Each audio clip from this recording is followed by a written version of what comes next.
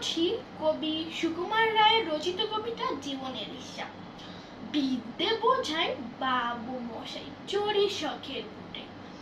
মাঝিরে কন বলতে পারিস সূর্য কেন ওঠে, চাঁদটা কেন বাড়ে কমে, জোয়ার কেন আসে? বৃদ্ধ মাঝি অবাক হয়ে ফেল ফেলিয়ে আসে।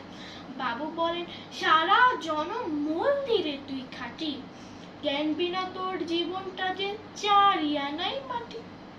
খানিক বাদে কহেন বাবু বলতো দেখি ভেবে, নদীর ধারা কেমনে আসে পাহাড় হতে নেবে? বলতো কেন লবণ পড়া সাগর ভরা পানি? মাঝি শেখায় আরে মশাই ও তো কি আর জানি। বাবু বলেন এই বয়সেও জানিস নেও তাকি, জীবনটা তো নেহাত খেলো অষ্ট আনাই ফাটি।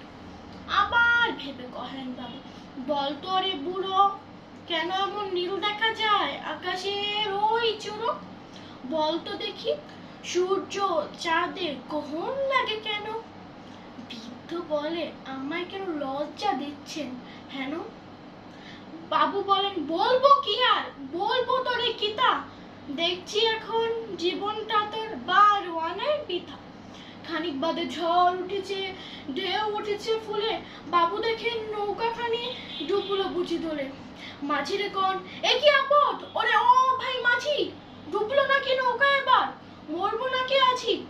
মাঝি সুধায় সাঁতার জানো, মাথা নাড়েন বাবু। মূর্খ মাঝি বলে মশাই এখন কেন কাবু? বাঁচলে শেষে আমার কথা হিসেব করো পিছে, তোমার দেখি জীবন খানা 16 আনাই মিছে। ধন্যবাদ।